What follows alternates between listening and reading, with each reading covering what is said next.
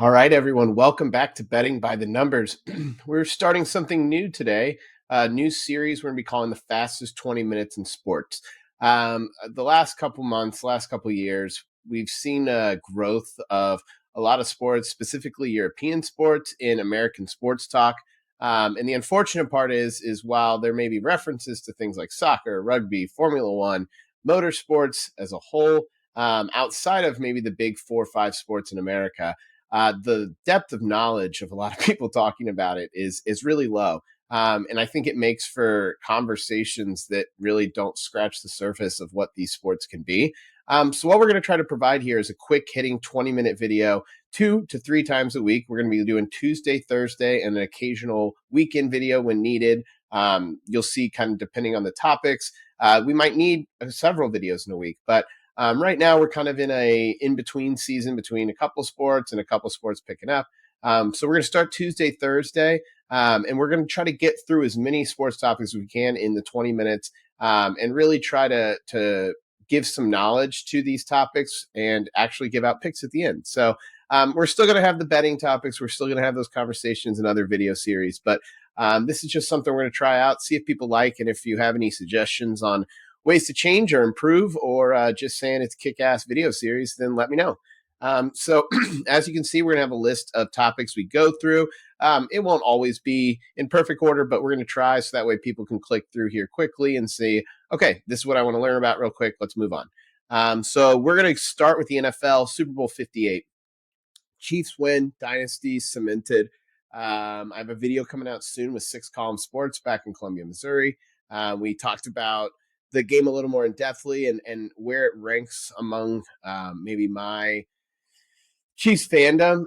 What big wins? This has got to be up there with all of them. It was a long season. It was a season where the Chiefs weren't looking like they would even make the playoffs to some people, or at least not make it out of the first round. They went on one of the most insane playoff runs in NFL history, beating I think it's 3 top 5 offenses, including beating the Ravens and the Bills on the road, which, don't get me wrong, the Super Bowl win was great, but I think both of those wins might be more impressive. I think that they just showed up in games. They played 3 games kind of 3 different ways and were able to win them all. So super proud of the Chiefs, but I think where we turn now is, look, we got one team trying for a back-to-back-to-back, and we got 31 other teams trying to take them down. So the first sort of conversation right now is we have one more week until the combine takes place in Indianapolis, but we're going to have some decisions coming up between February 20th to March 5th. That is when teams are allowed to get their franchise tags allocated. What that means is the NFL, there is one player per team who the team can offer a 1-year contract to that is either 120% of their previous salary or the average of the top 5 salaries at their position, whichever is higher. It basically lets teams have a little more control over players, not losing them all to free agency, and it allows players to make a handsome payment in 1 year while maybe they try to restructure, while they try to extend them into the next year. It just buys time for some of these big franchise players who need larger paychecks, and the teams are still trying to make the cap space work for them. We're going to quickly jump through a couple names that I know will jump out to people. The first is the Chiefs. I'm not really sure who they're going to tag. It looks like it might be Chris Jones or L'Jarius Sneed. They'd like to get one long-term deal at least out of those two, and maybe not have to use the tag. But we will see. I personally like the getting L'Jarius Sneed a long-term extension and tagging Chris Jones if need be. And I just think Sneed has a long-term effect on the Chiefs. It's a little higher than Chris Jones has helped win us 3 Super Bowls. Don't get me wrong, but L'Jarius Sneed basically locked down every single wide receiver wanting to win against this year, and is indispensable to the Chiefs. So a couple other teams, Saquon Barkley projected at $12 million for a second consecutive tag rather. I think that's probably going to happen unless they can get a deal done. A couple other names you'll know: T. Higgins for the Bengals, likely to get the tag. Josh Allen, the linebacker for the Jaguars. Brian Burns, linebacker for the Panthers. And Michael Pittman for the Colts. All seem like they're likely going to get the tag somewhere in the $21 million range. for those positions, but just critical players for all of those teams. And they're trying to work on long-term deals, maybe with Pittman. But there's going to be a lot of developments, but next couple of weeks should be pretty intense with getting these set up. So let's move now to the NHL and the NBA. Just finished the All-Star games for both. NHLs a couple weeks ago, NBA this weekend. Trade deadline approaching, and honestly, or for the NBA rather, and honestly, I don't think much is going to happen. There were a lot of big shuffling arounds at the beginning of the season with some big name players, and there's a lot of contracts coming up at the end of this year.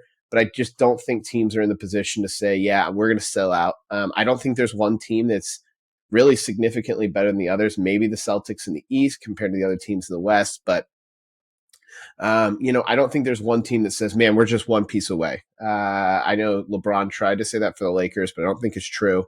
And I think that, we're probably going to have a little bit of a quiet deadline, and both leagues will kind of stay quiet for the next couple of months. They'll have their big, games here and there.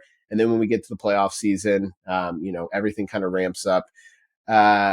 It's been talked about a lot, but the difference between NBA regular season and playoffs is honestly, I don't know how they fix it, but it's crazy. I mean, they play entirely different systems. They cut down on rotations. So the best players are just playing the whole time. But I mean, the difference in play is insane. NHL, obviously it ratchets up and there's a lot more, clean playing in the playoffs, but the difference in play between the NBA in the regular season and the playoffs, I mean, it's almost not worth watching at this point in the regular season. So we'll see. Maybe they'll kick it up. There'll be some interesting games and players looking like they're really trying to win games at the end. But we'll kind of have to wait till those last couple of weeks before the playoffs while teams are shuffling around and then get ready. So NHL, NBA kind of in a holding pattern for now. If there is any big news, I'll talk about it in the next videos, especially with the trade deadline. But NBA All-Star game was kind of a dud, except, hey, kept going over. It's gone over, I don't know how many years. The scoring format always changes. I just look at the sports books, find the lowest over, and always bet it in the All-Star game until they start playing defense, and they still haven't. It was kind of a mockery. So we'll move on. I'm not really that invested in the NBA to really care about whether or not the All-Star game was a success. So let's move to soccer. We're going to quickly hit the leagues. First, we're going to start here back in the MLS. Big problem. MLS season is supposed to start in, I believe, 2 weeks. Let me make sure. Yeah. Oh, no, Wednesday. So, yeah, this week. And, we're not going to have full-time referees.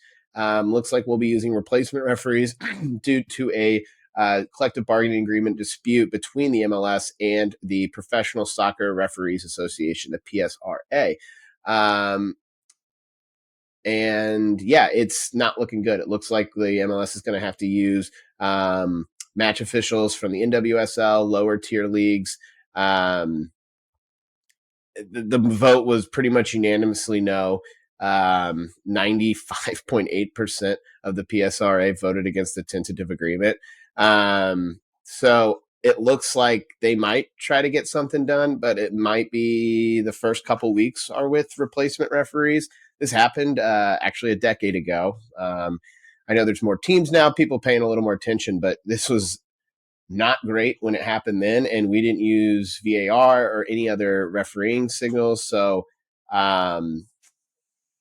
it could be bad. I mean, not that MLS refereeing is exactly the highest in the world, and it's usually kind of inefficient. They don't work things quickly. They have to use several referees, and when they do, they usually get it wrong. So I don't know if this is going to be impacting the results of games. The MLS regular season is a long haul, and as many people learned watching for the first time last year with Miami, St. Louis, other teams getting new teams, that the playoffs can be one game eliminations. The regular season kind of doesn't matter as long as you get in. But want to start quick. You want to start and get a bunch of points under you because the summer starts to turn into a slog. Games become a little more congested. You're playing in the heat. You want to try to get wins when the temperatures are a little better. When guys are fresher, there's less injuries. So you usually do see a strong start to the season. I really hope the referees either can make an agreement or can at least have replacement referees who can do their job until an agreement is struck, because I'm all good for collective bargaining agreements. Let's make sure it's done right so these referees are getting paid what they're owed, and incentivizing good referees staying in the United States rather than traveling abroad. However, we'll just hope for the best for the first couple of weeks. Moving the Champions League, for those of you that don't follow soccer as closely, the Champions League is a league that is kind of played midweek. We have some similarities to the MLS, but in the MLS rather. But the Champions League is the top 2, 3, 4 teams from every country in Europe competing for a season-long trophy. They play a couple games during the week through the winter, and then they go to a knockout stage. We are at that knockout stage with the round of 16. We've had 2 match days, so 8 teams rather have played. PSG beating Real Sociedad in the first leg. Bayern Munich dropping a stunner against Lazio. They look terrible. Bayern Munich, the large team in Germany that's dominated for years, even in the Champions League, they look helpless right now. Manchester City picked up a 3-1 win against Copenhagen, and Real Madrid beat Red Bull Leipzig 1-0. So a lot to play for in a couple of those games. This week we are starting out with Porto and Arsenal, Napoli and Barcelona.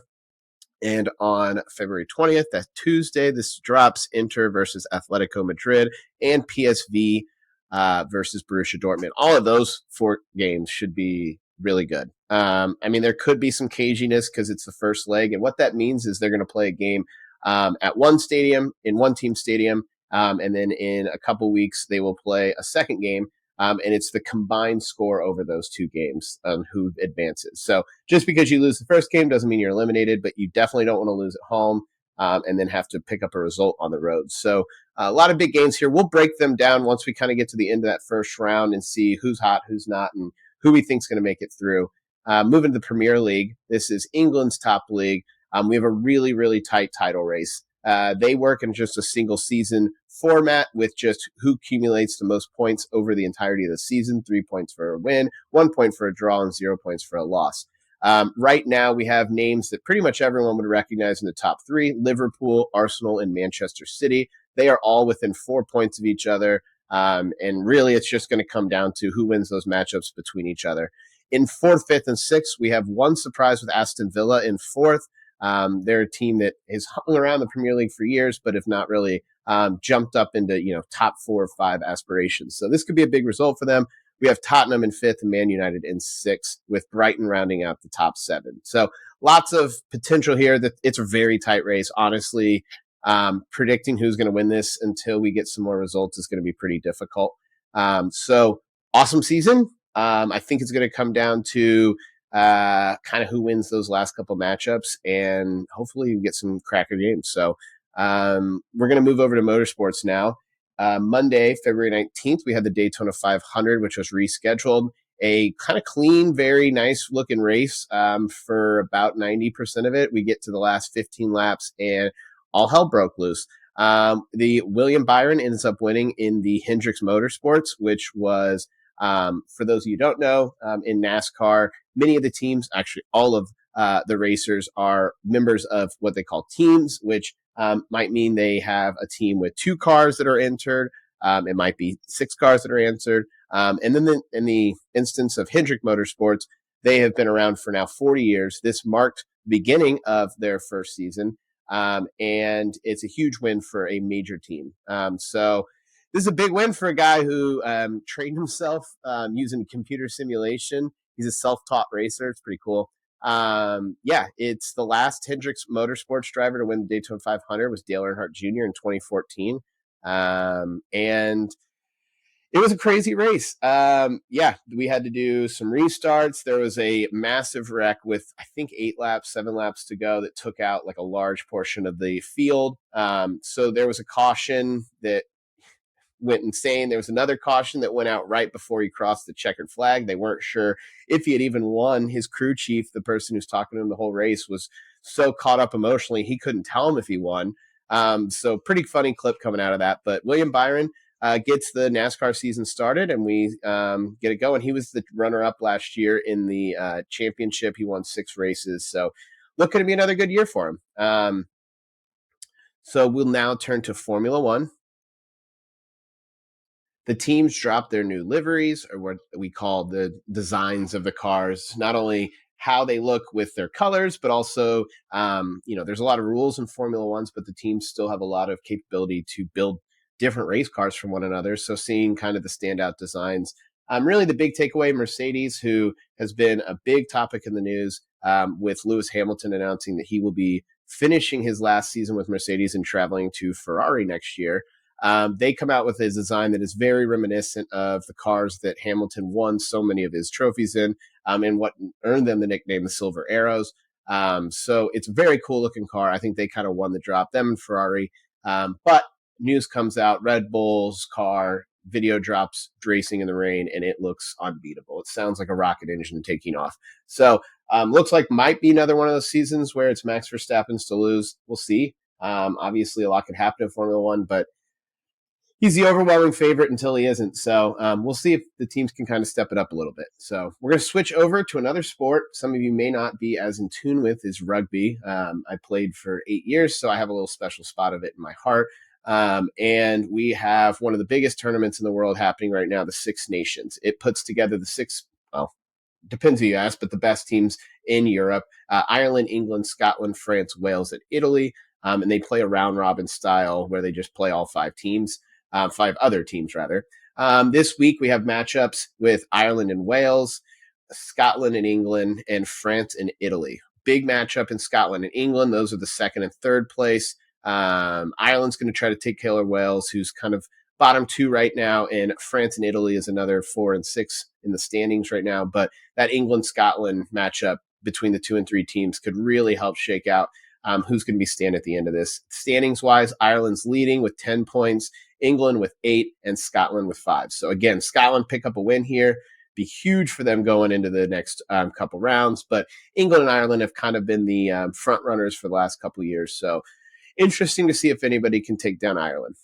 We also have a lot of time to get into rugby because the Olympics, we're going to have it back again in Rugby 7. So that's a style of rugby. It's a lot faster moving. It's shorter games, and the United States actually does really well in it sometimes. So exciting times for rugby. Definitely going to be more out there.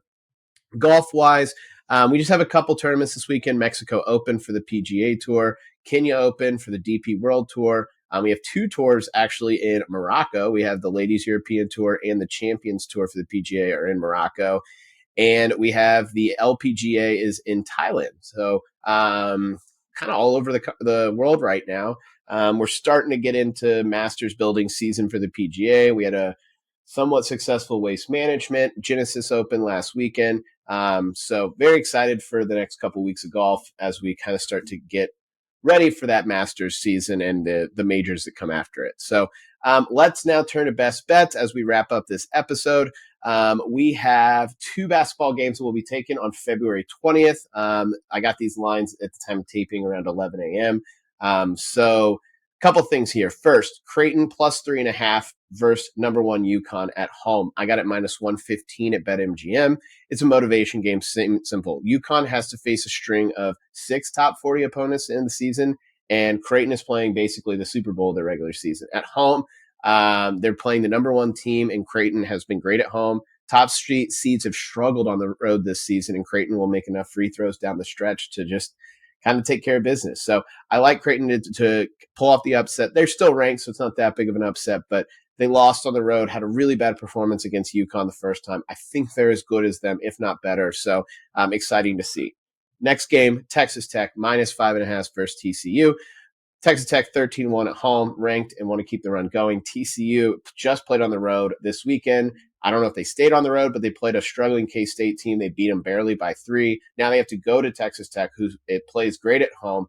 And Texas Tech needs this win. They need to keep building that resume just so they look up, try to get a higher seed in the tournament. So, I like the Red Raiders to take care of business here against an in-state rival. And, so that is going to wrap up the fastest 20 minutes in sports. We've knocked out a bunch of topics, kind of did some overviews that will not have to do as much in the future. But if you have questions, topics you want me to address, please just leave comments, leave likes, subscribe to the channel. We're going to keep this going 2 times a week, maybe 3 if we have a big weekend. We have a new video dropping with 6 Column Sports that I talked about, so be looking for that as well.